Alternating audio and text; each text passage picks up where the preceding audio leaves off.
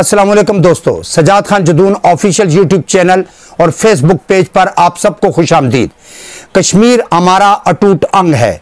दोस्तों, यह है वो दावा जो खुद को दुनिया की सबसे बड़ी सोशलिस्ट रियासत कहलाने वाला भारत 75 सालों से दोहरा रहा है, लेकिन आज तक वो इस साबित करने में नाकाम है, जिसकी बड़ी वजह 1 करोड़ 40 लाख वो कश्मीरी हैं जो किसी भी तौर भारत के कश्मीर पर कब्जा को तस्लीम करने से इनकारी हैं। इसके बावजूद कि भारत पौन सदी से कश्मीरियों को अपने हक में करने की नामुमकिन कोशिश कर चुका है, लेकिन वो किसी एक कश्मीरी फर्द को भी इस बात पर तैयार न कर सका कि वो ये कह दे कि कश्मीर वाकई इंडिया का अटूट अंग है, बल्कि कश्मीर की वादियों में हर लम्हा ये नारा गूंजता रहता है, we want freedom, we want freedom. हम क्या चाहते हैं? आजादी, आजादी, आजादी। आइए देखते हैं इंडिया का ये अटूट अंग आखिर है क्या।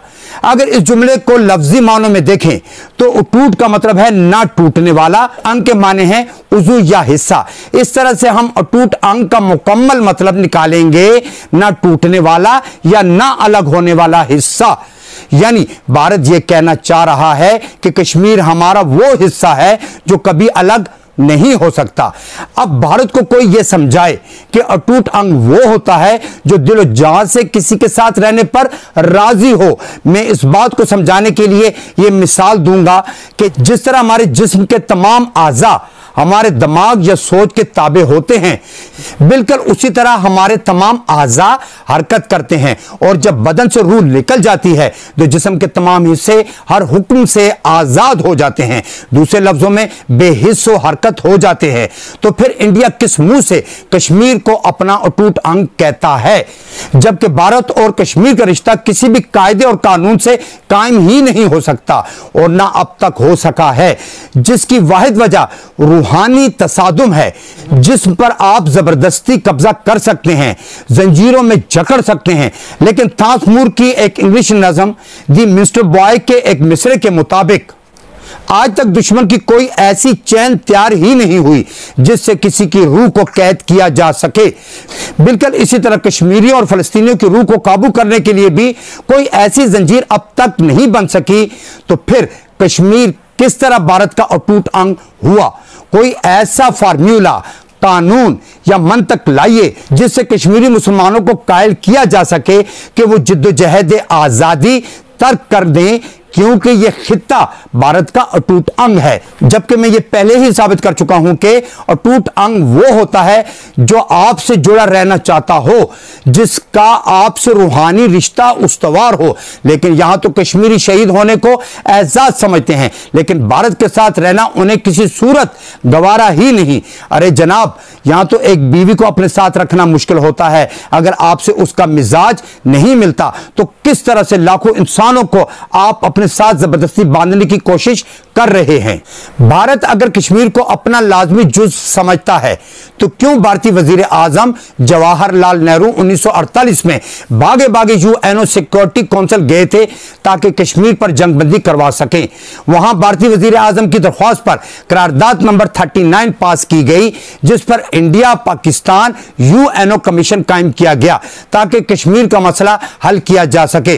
तो यहां फिर मैं अपनी बात दोहराऊंगा, जब कश्मीर भारत का ना जुदा होने वाला हिस्सा है तो जवाहरलाल नेहरू अक़वाम मुत्तहिदा की सिक्योरिटी काउंसिल क्यों गए थे इस मसला के हल के लिए? और अगर गए थे तो अक़वाम मुत्तहिदा की करारदाद के मुताबिक कश्मीर पर इस्तिस्वाब राय से क्यों पहलूतही की जा रही है, जबकि नेहरू ने खुद भी करारदाद के हक में वोट दिया था। आइए अब इंडिया का कश्मीरी आज़ादी के मतवालों से सुलूक का जायजा लेते हैं। सिर्फ पिछले एक साल में 355 कश्मीरी शहीद और 484 जख्मी हुए हैं। कुछ जराये के मुताबिक गुज़िश्ता 27 साल के दौरान 51,000 के लगभग कश्मीरी शहीद हुए हैं। अब इंडियन ज़राए से हासिल शुदा रिपोर्ट भी देख लें। भारतीय ज़राए इबलाग मशकूक हैं, लेकिन वो जो एदाद शुमार जाहिर कर रहे हैं उनके मुताबिक 1948 से अब तक 2,50,000 के करीब कश्मीरी शहरी अपनी आज़ादी की खातिर कुर्बान हो चुके हैं और ये एक बहुत बड़ी तादाद है। लेकिन साबिक सदर आज़ाद कश्मीर सरदार मसूद खान इस हवाले से जो एदाद बयान कर रहे हैं उनसे इनकार मुमकिन ही नहीं। वो कहते हैं 1948 से अब तक 5 लाख से ज्यादा कश्मीरी मुसलमान जाम शहादत नोश फरमा चुके हैं। हजारों गुमशुदा इस तादाद से अलग हैं जिन्हें या तो तशद्दुद करके मार दिया गया है या तो वो इंडियन हुकूमत खानों में जिंदगी और मौत की कशमकश में मुब्तला हैं। दोस्तों, रात दिन कश्मीर में जुल्म का बाजार लगता है, रोज लाशें गिरती हैं, गिरफ्तारियां होती हैं, मावराए अदालत कार्रवाइयां होती हैं। कश्मीरी दोशीज़ाओं की इस्मत दरी बाद अज़ां कत्ल के वाक़यात भी आम हैं। इसके अलावा ममनुआ पेलेट गन भी मुजाहिरीन पर इस्तेमाल होती रहती है। ये परिंदों का शिकार खेलने वाली एक गन है। इससे बंदा मरता नहीं लेकिन जीने के काबिल भी नहीं रहता। लातादाद मर्द व खवातीन हत्ता के बच्चों के खूबसूरत चेहरे और आंखें इस गन के फायर से मुतासर हो चुके हैं।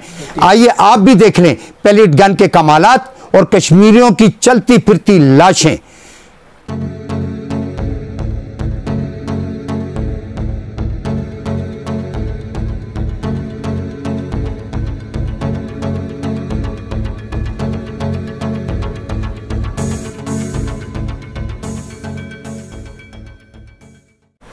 देखा दोस्तों, आपने इंडियन पुलिस और आर्मी की बर्बरियत को।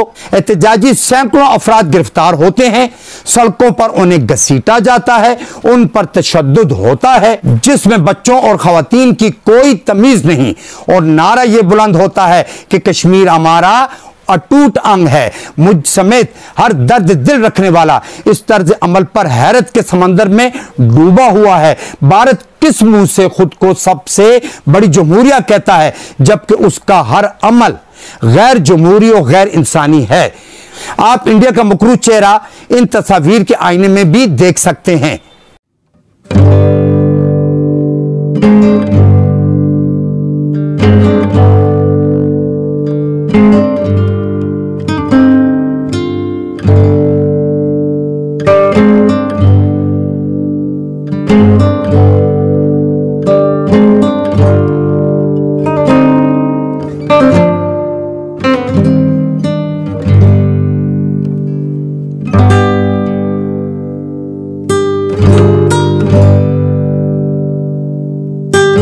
तो देखा आपने भारत का असल चेहरा।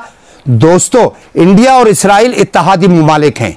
जिस तरह इस्राइल मुसलमानों की एक रियासत फलस्तीन पर नाक बनकर बैठा है, बिल्कुल उसी अंदाज में भारत भी मुसलमानों की एक रियासत कश्मीर पर अपना गासिबाना कब्जा जमाए बैठा है। इस्राइल ही के कहने पर भारत ने 5 अगस्त 2019 को अपने आइन की एक शिक 370 को मनसूख करके कश्मीर का खुसूसी दर्जा खत्म कर दिया, जिसका मकसद इस्राइल ही की तरह गैर मुकामी आबादी को मकबूजा इलाके में आबाद करके मुसलमानों की आबादी को कम दिखाना है, ताकि दुनिया पर यह बावर कराया जा सके कि कश्मीर की आबादी की अक्सरियत इंडिया के साथ है। यह वो तरीका है जिससे नाजायज कब्जा को जायज बनाने की कोशिश की जा रही है।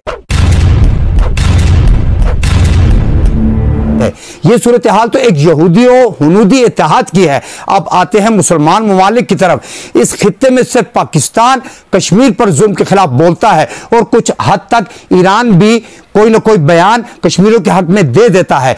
पाकिस्तान तो कश्मीरियों के साथ कांधे से कांधा मिलाए खड़ा है और मौजूदा वजीर आजम इमरान खान ने तो इस मसले को अक़वाम मुत्तहिदा OIC समेत तमाम बैन अल-अक़वामी फोरम पर उठाया है।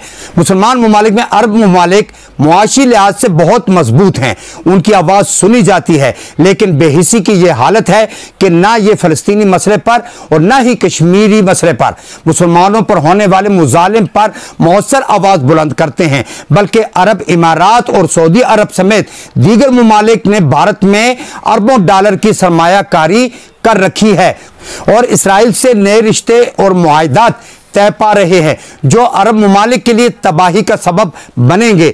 लेकिन वो दिन दूर नहीं जब कश्मीरियों की कुर्बानियां और जज्बा आज़ादी रंग लाएंगे और कश्मीरी बिल आखिर सुरखरू होंगे। इस दुआ के साथ इजाजत चाहूंगा। स्याह रात जितनी तवील हो सहर होकर रहती है, जख्म जितना गहरा हो मुंदमिल हो जाता है। इसी तरह आज़ादी जितनी दूर हो बिल आखिर कश्मीर पर मेहरबान होकर रहेगी। अल्लाह हाफिज।